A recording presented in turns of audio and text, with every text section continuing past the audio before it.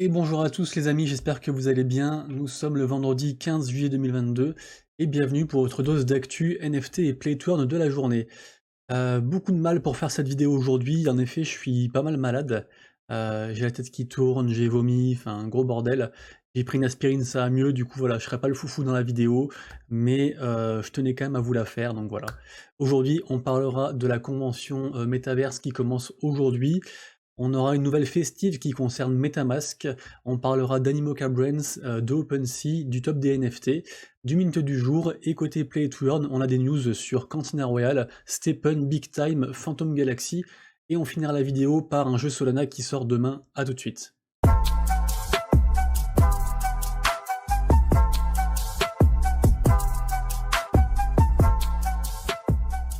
Et on est parti, et comme d'habitude, si le contenu que je vous fais tous les jours vous plaît, n'hésitez pas à vous abonner à la chaîne, à activer la cloche pour louper aucune vidéo, et puis à mettre un petit commentaire sous les vidéos, ça fait toujours plaisir, et je réponds à tout le monde. Aujourd'hui les gars, on commence la vidéo par la grosse convention qui a lieu dans le Metaverse. Ça commence aujourd'hui, ça s'appelle la DigiCon, c'est organisé par le jeu Splinterlands, et dedans en fait il y a aussi beaucoup de projets Wax, donc moi j'y serai et je prendrai beaucoup de plaisir à y participer. Ça se déroule sur 3 jours, donc du 15 au 17, il y a des conventions, pardon, il y a des conférences, il y a des interventions de créateurs, de développeurs, de tout un tas de monde en fait. Il y a aussi des giveaways. C'est pas que le play to earn, hein, c'est aussi la blockchain de manière générale. C'est aussi l'art. Enfin, c'est plein de trucs. C'est vraiment un chouette moment à passer. Donc, je vous invite du coup tous à aller checker ça. Il y a aussi le programme pardon, qui est disponible pour savoir ce qu'il y a. Et peut-être vous pouvez juste passer pour un seul projet ou pour un seul événement. Donc, en tout cas, voilà. Du coup, les gars, ça commence tout à l'heure. Et moi j'ai déjà mon petit avatar là, Monsieur Rabbit, donc voilà, du coup. Ensuite une news qui concerne Ultiverse, alors c'est pas vraiment une news en fait, hein, y a rien à voir avec l'actualité, même s'ils produisent pas mal de choses. En fait c'est juste que j'ai pu être partenaire de ce projet-là, et du coup je peux vous offrir en fait des mint list spots, donc du coup des réservations en fait pour minter pour le projet. J'en aurai une à faire gagner là pendant la vidéo, donc je la ferai gagner à quelqu'un qui sera dans les commentaires. Donc si ça vous intéresse, du coup, parlez du projet dans les commentaires, et puis je ferai un tirage au sort. Et pour la faire très courte, c'est un métaverse triple A, orienté aussi gaming, avec vraiment plein de choses de prévues. C'est vraiment du lourd, hein, le site est pas mal fait. Ça explique pas mal aussi le projet, donc voilà, diguez le projet les gars, et si ça vous chauffe, et bah mettez-le moi dans les commentaires, et puis comme ça on en parle et je vous fais gagner ça. Ensuite MetaMask qui fête son anniversaire en fait. D'ailleurs je sais même plus, si 6 ans, voilà. Ils ont 6 ans MetaMask déjà, et du coup à cette occasion-là en fait ils ont leak des infos qui concernent leurs utilisateurs, pour un peu montrer que c'est un wallet qui pèse vraiment dans le game. Donc du coup super intéressant, allez consulter ça les gars, et bien sûr tout ce dont je vous parle, vous avez les liens dans la description. Ensuite, Stranger Things, donc qui est une série sur Netflix, qui lance sa première collection NFT. Alors, j'en avais déjà parlé déjà il y a plusieurs mois, parce qu'ils avaient fait un petit teasing un peu bizarre avec une épreuve à faire sur Internet pour en apprendre plus sur les NFT. Là, du coup, ça se précise, et du coup, on sait même ici, en fait, on sait les différents packs, ça commence le 20 juillet, et du coup, voilà, tout est détaillé. Il y a des NFT à 275 $, enfin voilà, ça va être dur la vidéo les gars aujourd'hui, hein. Vous irez lire du coup l'article en description. Ducati qui s'allie à NFT Pro du coup pour leur arrivée dans le Web 3. Donc toujours un truc de ouf, hein, enfin toujours un truc très très bien quand des grosses entreprises du monde réel arrivent dans le Web 3, ça fait toujours plaisir et ça fait parler des NFT, donc c'est cool. Ensuite, ça c'est assez intéressant en fait, c'est un juge britannique qui a autorisé en fait la validation de preuves en gros, enfin des suites d'un procès via des NFT en fait. Les NFT ont servi à valider en fait la procédure, donc c'est plutôt intéressant. C'est un usage des NFT qui est logique, mais qui n'est pas encore démocratisé. Donc du coup c'est cool qu'un juge ait eu les coronets de le faire. donc vraiment bravo à lui. L'acteur Bill Murray qui a acheté un autre NFT, cette fois-ci il a acheté un Dead Fellas.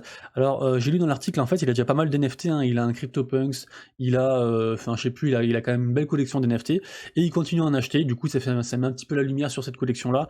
Je crois que le floor price des Dead Fellas il est comme 1,4 ETH, un truc comme ça. Donc du coup voilà, petite news anecdotique, mais qui fait toujours plaisir, hein.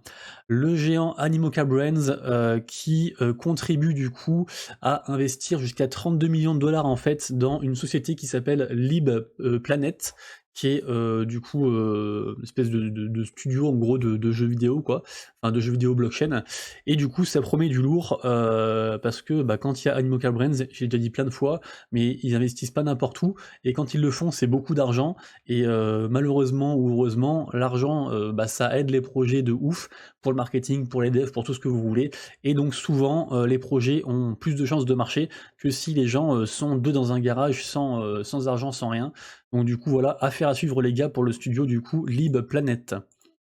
Ensuite, OpenSea qui a communiqué qu'en fait ils s'étaient séparés de 20% de leur personnel, donc ça correspond à 200 personnes qui ont été licenciées comme ça, enfin en tout cas leurs contrats n'ont pas été reconduits.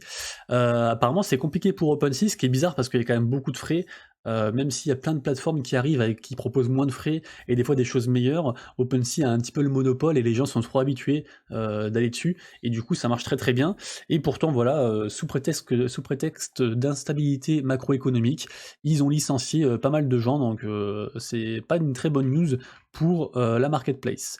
Le géant Tencent, le géant chinois Tencent, hein, qui derrière WeChat et plein de trucs différents, qui a fermé sa marketplace de NFT en accord avec le gouvernement chinois qui va un petit peu tout réguler et qui a dit qu'il gérerait lui les NFT, et du coup voilà, il y a plus ou moins eu un accord, et du coup ils arrêtent, ils sont pas les seuls d'ailleurs, mais du coup marketplace NFT, peut-être que ce sera que géré par le gouvernement, je sais pas, mais du coup voilà, Tencent qui stoppe cette activité-là. Concernant les NFT pardon, et les mints, sur OpenSea, sur ETH, rien de particulier. Sur Magic Eden, on a une seule collection qui s'est un peu détachée hier, ça s'appelle Liberty Square. Je crois que le mint c'était en dessous de 1 sol, et là on arrive à 2 sols et quelques, donc c'est plutôt cool. Sur le reste, rien de particulier. Au niveau des mints du jour, on avait The Magus, sauf qu'en fait, ils ont... non pardon, c'était hier ça. C'était le mint d'hier, justement, en fait, ils ont arrêté, ils ont stoppé le mint. Pourtant, c'était un free mint, mais apparemment, il y avait pas mal de frais de gaz. Le mint s'est interrompu, il a commencé en retard, enfin, c'était un gros bordel. Du coup, ils ont plus ou moins remboursé les frais de transaction des gens, enfin, c'est un gros bordel. C'est dommage, parce que c'était un projet qui avait l'air vraiment cool, donc bon, assez dommage. On avait également aussi hier Enfant Terrible, j'en ai parlé, c'était un free mint également.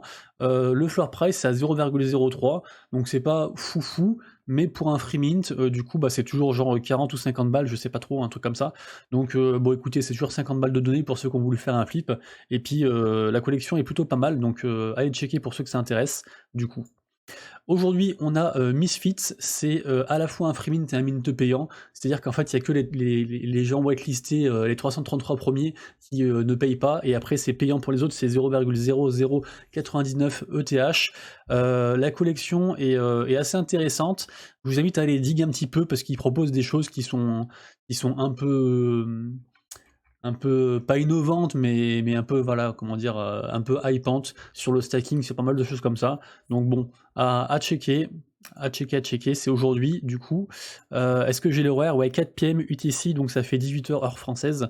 Aujourd'hui, on a également Fantasize, la moitié est gratuite du mint et l'autre moitié est payante. Je préfère personnellement ce projet-là que Misfits, mais ça veut pas dire que c'est lui qui va marcher. Surtout qu'il est suivi par des gens que je suis moi également. Et sachez que du coup, la public sales, pour ceux qui ne sont pas whitelistés, du coup, c'est à 5 PM Est, donc à vérifier l'horaire. Ça fait peut-être quelque chose comme 19h, donc à vérifier les gars. Mais du coup, la collection qui est plutôt cool, ils veulent faire une histoire derrière, ils veulent faire pas mal de choses. Ils veulent mettre en place aussi des mécaniques de burn, de sustain, d'amélioration du NFT, des trucs comme ça, donc bon, à checker les gars, ça peut être sympa. Hier on avait Loop Bender, ça a foiré, je sais pas pourquoi c'est là, mais ça a foiré. Demain on aura Shisoka, on en reparlera, Shisoka qui avait reporté leur mint, du coup ils le reportent à demain. Il y aura également demain Brave Bulls et Apex Club, de toute façon je vous en reparlerai. Au niveau des tokens de la GameFi, donc des jeux Play to Earn et du Metaverse, tout est en positif, donc c'est plutôt cool, avec même le token de Merit Circle qui fait un plus 30%. C'est énorme, c'est une espèce de guilde DAO en fait, Merit Circle, un petit peu à la YGG. Et du coup, bah, tout est en plus, donc c'est vraiment, vraiment, vraiment cool. Ça fait plaisir. Synergyland, on en reparle à la fin de la vidéo. Kakao Games qui investit dans les Play to Earn, en fait qui réinvestit parce qu'il avait déjà fait pour une première boîte. On en avait parlé, je crois, il y a 2 semaines, et là il continue. C'est une boîte sud-coréenne en fait, et du coup ils veulent investir cette fois-ci dans un MMO, dans des en fait dans des comment dire, dans des studios en fait de jeux spécialisés dans les MMO depuis des années et qui veulent un peu passer, faire la transition du Web 2 au Web 3. Du coup, donc voilà, ils vont investir là-dedans. Ils vont faire entre autres comme jeu Ark World, Ark Age aussi, enfin des trucs comme ça, Smilegate aussi, enfin voilà, ils veulent faire pas mal de choses. Donc ils ont de l'argent, ils ont les connaissances techniques et ils ont les connaissances, enfin ils ont les humains pour le faire. Donc c'est un truc à suivre. Quand Kakao Games fait un truc aussi, il faut essayer de suivre ça parce que c'est des gens qui savent y faire en fait. Hier, il y avait du coup les ventes des tickets pour Cantina Royale. Donc du coup, est-ce que vous avez gagné, est-ce que vous n'avez pas gagné, vous me direz tout ça. Ça se passait sur Maillard. Et du coup, voilà, si vous avez gagné, vous recevrez du coup du token CRT.